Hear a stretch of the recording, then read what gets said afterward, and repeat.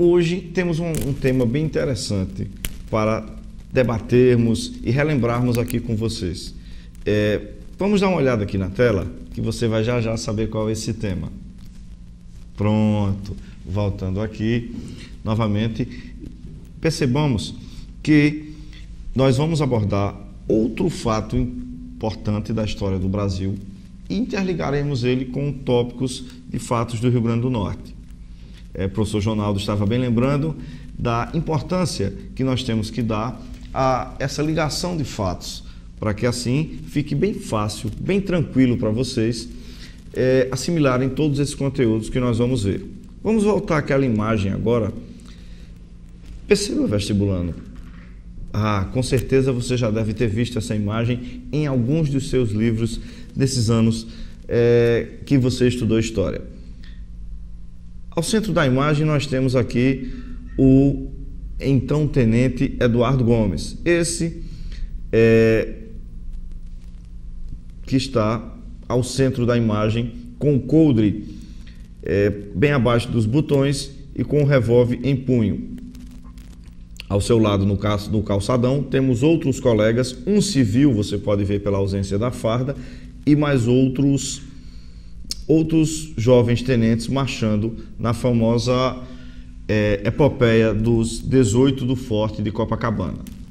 Se sairmos um pouco da imagem e voltarmos aqui a nós, você vai perceber a importância dessa foto. Imagine você, vestibulando, que essa foto, tirada em torno de 5 minutos antes da morte de quase todos esses lendários participantes da marcha dos 18 do Forte de Copacabana, que tem uma grande importância histórica, porque será o primeiro levante tenentista. E aí eu quero lembrar a vocês que nós vamos ter, nos anos 20, um desgaste do sistema oligárquico. A República Velha, que nós já abordamos aqui, também outros colegas falaram recentemente sobre isso aqui, né? O professor François, o professor Tales. Nós vimos que na República Velha o poder esteve em um primeiro momento nas mãos do Exército, que deu o golpe militar que proclamou a República, o golpe do 15 de novembro de 1889, e depois o poder cai na mão da oligarquia cafeeira paulista, com o Prudente de Moraes. Mas a partir de Campos Sales, vocês lembram que o poder ficará estruturado nas mãos da oligarquia cafeeira paulista, se revezando com a oligarquia pecuária e leiteira mineira. É bom lembrar que essa oligarquia mineira também plantava o café. Então, nós vamos ter que relembrar aqui algumas definições clássicas da República Oligárquica.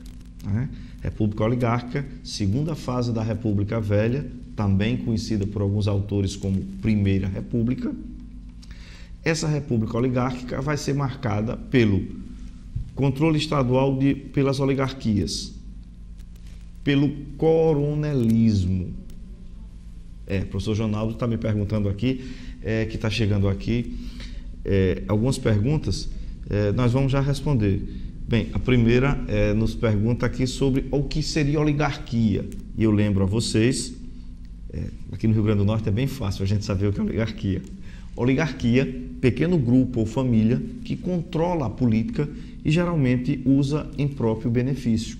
No Rio Grande do Norte, da República Velha, nós tivemos a oligarquia dos Albuquerque e Maranhão, e a gente vai lembrar, só para recordar rapidinho, professor Jonaldo, nós vamos lembrar de quem?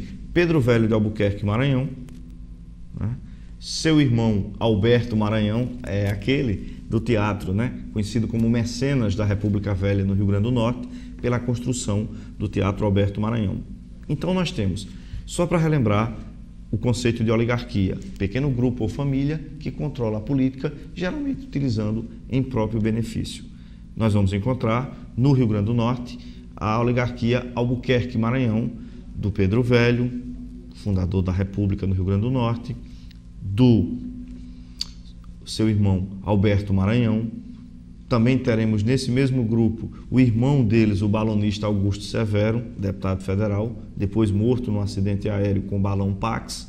Teremos o primo deles, o Tavares de Lira.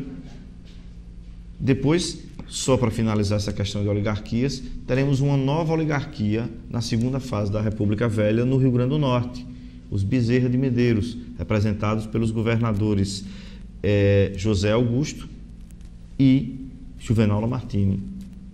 Bem, mas voltando ao tenentismo, alguém poderia perguntar, mas professor, o que é que isso tem a ver com o tenentismo? Gente, o tenentismo era um movimento de insatisfação da jovem intelectualidade militar com os desmandos da República Velha, o voto aberto, a corrupção política, o controle estadual pelas oligarquias, o coronelismo, um pequeno chefe local que controlava com sua força, com favores ou até com ameaças, os eleitores de uma determinada região, o voto aberto, no qual cada um dos eleitores teria que declarar em aberto, em livro no cartório, em quem estava votando, dando margem a perseguições políticas se não votasse no candidato do coronel da região. Então, contra esses desmandos da República Velha, nós vamos ter o surgimento de dois jovens movimentos entre a classe média urbana. Vamos voltar aqui novamente à imagem. O primeiro dos movimentos é o movimento tenentista, baseado na jovem intelectualidade militar. Eram jovens tenentes que queriam resolver os problemas do Brasil à bala. E é bom lembrar que eles tinham um tímido programa de reformas que incluía o combate às oligarquias, o estabelecimento do voto secreto, uma política de combate ao analfabetismo e até uma tímida política voltada ao desenvolvimento industrial nacional. O outro movimento, que vai surgir na classe média urbana, mas não na militar, na civil, e aí a gente volta aqui para mim, será também no mesmo ano desse levante tenentista, teremos a fundação do Partido Comunista Brasileiro, o PCB, o Partidão, em 1922. Então, só para recapitular, dois movimentos de contestação da juventude urbana às práticas da República Oligárquica. Entre os jovens militares, o tenentismo. Entre os civis, a fundação do Partido Comunista Brasileiro. Mas voltando àquela imagem, vamos ao ano de 1922 e aí encontraremos o primeiro dos levantes. Esse levante, marcado e conhecido como os 18 do Forte de Copacabana, dos quais só sobreviveram dois jovens tenentes, o Eduardo Gomes e o Siqueira Campos, né? O Siqueira Campos, eu lembrarei a vocês, morreria nos preparativos da Revolução de 30, num acidente aéreo. E o Eduardo Gomes chegou até os anos 80, onde morreria de velhice, né? Bem, mas esse movimento, ele buscava protestar contra a posse de mais um presidente da política do café com leite.